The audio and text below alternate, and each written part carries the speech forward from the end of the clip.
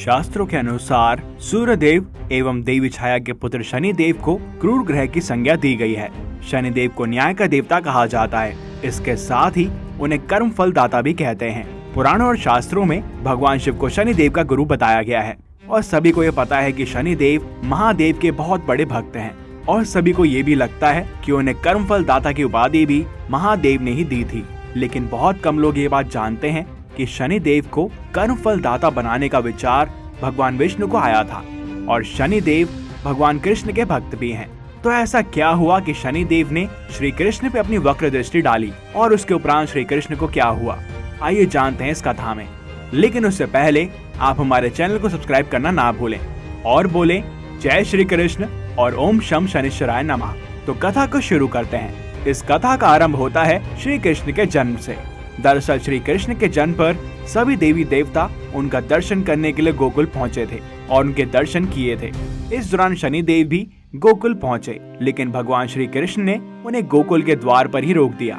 उन्हें दर्शन की आज्ञा नहीं मिली। लेकिन ऐसा क्यों हुआ कि उन्हें गोकुल आने नहीं दिया गया? कहा जाता है कि भगवान श्री कृष्ण ने शनिदेव से वक्र दृष्टि होने के कारण उन्हें गोकुल में प्रवेश करने से मना कर दिया था, जिसके बाद शनिदेव दुखी हो गए और मन ही मन सोचने लगे कि उन्होंने कौन सी गलती की है कि उनके आराध्य उनसे नाराज हो गए। इसके बाद शनिदेव नंग गांव के बाहर जंगल में जाकर तपस्या करने लगे। शनिदेव की तपस्या से प्रसन्न होकर भगवान श्री कृष्ण कोयल का रूप धारण कर शनिदेव के पास पहुँचे और उन्हें दर्शन दिए। जिसके बाद भगवान श्री कृष्ण ने शनिदेव से कहा कि आप तो न्यायाधीश हैं, आपके द्वारा ही पापियों और अत्याचारियों को दंड दिया जाता है ताकि धर्म की रक्षा हो सके। श्री कृष्ण ने कहा कि मैं चाहता हूँ कि आप मेरे गोकुल धाम की सदैव रक्षा करें और यहाँ प्राणियों पर अपनी वक्र दृष्टि ना डालें और आप यहीं पर निवास करें। भगवान श्री कृष्ण ने कहा मैं चाहता हूँ कि आप मेरे साथ यहीं पर निवास करें। श्री कृष्ण ने शनिदेव से कहा कि मैं आपसे यहाँ कोयल के रूप में मिला हूँ, इसलिए आज से यह स्थान कोकिला वन के नाम से जाना जाएगा। यहाँ पर कोयल के मधुर स्वर हमेशा गूंजेंगे। कोकिला वन के बारे में गरुड़ पुराण और नारद पुराण में भी बताया गया है। माना जाता है कि यहाँ पर भगवान श्री कृष्ण और शनिदेव के दर्शन करने मात्र से ही साढ़े साती और शनि की ढैया हमेशा के लिए समाप्त हो जाती है। इसको लेकर एक और प्रचलित कथा है श्री कृष्ण और शनिदेव की। कई वर्षों के उपरांत जब शनिदेव को कर्मफल दाता की उपाधि मिल गई थी तो उन्होंने सभी देवताओं को कर्मों के अनुसार फल देने शुरू किए। इनमें महादेव, नारायण और हनुमान जी भी शामिल थे। महादेव को भी शनि की वक्र दृष्टि का सामना करना पड़ा था, लेकिन जब वही दृष्टि शनिदेव ने भगवान श्री कृष्ण पर डाली तो कुछ अद्भुत हुआ। दरअसल शनिदेव ने दृष्टि श्री कृष्ण और राधा दोनों पर ही डाली थी, जिसके बाद भगवान श्री कृष्ण ने शनि की दृष्टि का स्वागत किया। शनिदेव ने जैसे ही अपनी दृष्टि भगवान श्री कृष्ण पर डाली तो सभी देवी देवता यहाँ तक कि महादेव भी व्यतीत हो गए थे। लेकिन शनिदेव की वक्र दृष्टि का राधा कृष्ण पर विपरीत असर हुआ।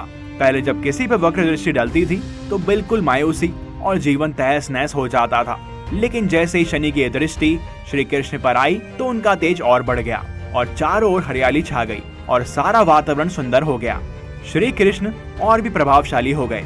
शनिदेव ये देखकर हैरान हो गए थे। तब श्री कृष्ण ने उन्हें बताया कि ये तो उनकी ही लीला थी। वो संसार को ये दिखाना चाहते थे कि शनिदेव से भयभीत होने की आवश्यकता नहीं है।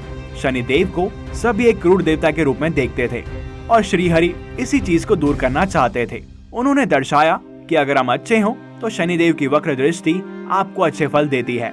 शनि क्रूर नहीं है, बल्कि जिसके भी कर्म क्रूर होंगे उनके लिए वो क्रूर हैं, बाकियों के लिए तो वो संबंधी हैं। एक बार फिर से श्री कृष्ण ने अपनी लीला से संसार को दर्शाया कि कैसे कर्म और धर्म का पालन कर आप इस संसार में वृद्धि पा सकते हैं। यहाँ तक कि क्रूर कहलाए जाने वाले शनिदेव भी आपको दंडित नहीं करेंगे। इसलिए जिसकी भी शनि साढ़े साथी या महादशा या शनि की दैया चल रही हो तो वो श्री कृष्ण की सच्ची श्रद्धा से पूजा करे। निश्चित तौर पर कुछ समाधान मिलेगा और अपने कर्मों को भी ठीक रखें, क्योंकि शनि की दृष्टि अच्छे कर्म होने पर रंग को भी राजा बना देती है और बुरे कर्म होने पर अच्छे खासे राजाओं को भी तबाह कर देती है। इसलिए अभिमान और द्वेष से दूर रहें और प्रभु की लीला का आनंद लें। शनिदेव की वक्र दृष्टि से श्री कृष्ण के अलावा अगर कोई बच पाया है तो वो है हनुमान जी। जब शनिदेव की दृष्टि बजरंग बली पर पड़ी तो वो श्री राम की पूजा में लीन थे और जब शनिदेव वहां पर आए और उन्होंने कहा कि हनुमान जी मैं आपके सर पर बैठने वाला हूं क्योंकि आपकी साढ़े साती आरंभ हो रही है, तो हनुमान जी ने कहा कि मैं आपको कैसे रोक सकता हूं और उन्होंने बोला कि आप मेरे सर पर विराजमान हो जाइए और हनुमान जी ने शनिदेव को सर पर बिठा लिया एक पर्वत को उठाकर अपने सर पर लाद लिया और इसके नीचे शनिदेव दबने लगे, जिसके उपरांत हनुमान जी ने दूसरा पर्वत और फिर तीसरा पर्वत भी लाद लिया, जिसके बाद शनिदेव दर्द में दब गए और उन्होंने हनुमान जी से विनती की कि इन पहाड़ों को उतार लीजिए, मैं कभी भी आपको परेशान नहीं करूंगा। हनुमान जी ने शनिदेव की बात को अनसुना करते हुए चौथा पर्वत भी लाद लिया, जिसके बाद शनिदेव को और भी ज्यादा पीड़ा होने लगी और उन्होंने कहा कि हे पवन पुत्र, मैं आपके भक्तों पर भी अपना प्रकोप नहीं डालूंगा और जो भी आपकी सच्चे मन से भक्ति करेगा तो मेरे 7.5 का प्रभाव उस पर कम होगा। जिसके बाद हनुमान जी ने उनकी प्रार्थना सुनी और अपने सर पे लदे पर्वतों को उतार दिया। ऐसी और भी कथाएं हैं जहाँ पर हनुमान जी ने शनिदेव को बचाया भी है। हनुमान जी ने शनिदेव को रावण से बचाया था और जब बजरंगबली ने शनिदेव को रावण से बचाया तो शनिदेव ने अपनी वक्र दृष्टि को रावण पर डाला, जिसके उपरांत सारी लंका तबाह हो गई और रावण का साम्राज्य खत्म। इसलिए कहते हैं कि शनिदेव को प्रसन्न करने के लिए बजरंगबली की सच्चे दिल से आराधना करें और सच्चे हनुमान भक्त जिनका मन साफ होता है उन्हें शनिदेव कभी भी परेशान नहीं करते हैं। शनिदेव ने महादेव पर जब अपनी वक्र दृष्टि डाली तो एक अद्भुत चीज हुई। शनि की दृष्टि महादेव पर 1.25 पहर तक ही थी, तो इस वक्र दृष्टि से बचने के लिए महादेव ने कुछ अनोखा कार्य किया। जब महादेव को पता चला कि शनिदेव उन पर वक्र दृष्टि डालेंगे तो उन्होंने सोचा कि उन्हें कुछ ऐसा कार्य करना होगा कि शनि उन्हें देख ना पाए। तब भगवान शिव कुछ सोचते हुए मृत्यु लोक अर्थात धरती पर प्रकट हुए तथा उन्होंने अपना भेष बदलकर हाथी का रूप धारण कर लिया। धरती पर पूरे दिन वे हाथी का रूप धारण करें इधर उधर विचरण करते रहे और जब शाम हुई तो महादेव ने सोचा कि अब शनिदेव मेरे ग्रह से जाने वाले हैं, अतः मुझे मेरे वास्तविक स्वरूप में आ जाना चाहिए। भगवान शिव अपना वास्तविक रूप धारण कर कैलाश पर्वत पर लौट गए।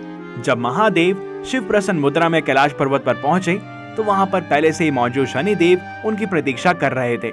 शनिदेव को देखते ही महादेव बोले, हे शनिदेव, देखो तुम्हारी वक्र दृष्टि का मुझ पर कोई प्रभाव नहीं हुआ तथा आज मैं सारा दिन तुमसे सुरक्षित रहा।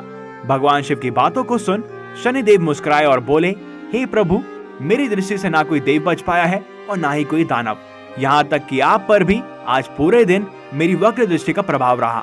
जिसके बाद भगवान शिव ने आश्चर्यचकित होकर शनिदेव से पूछा, आखिर ये कैसे संभव हुआ।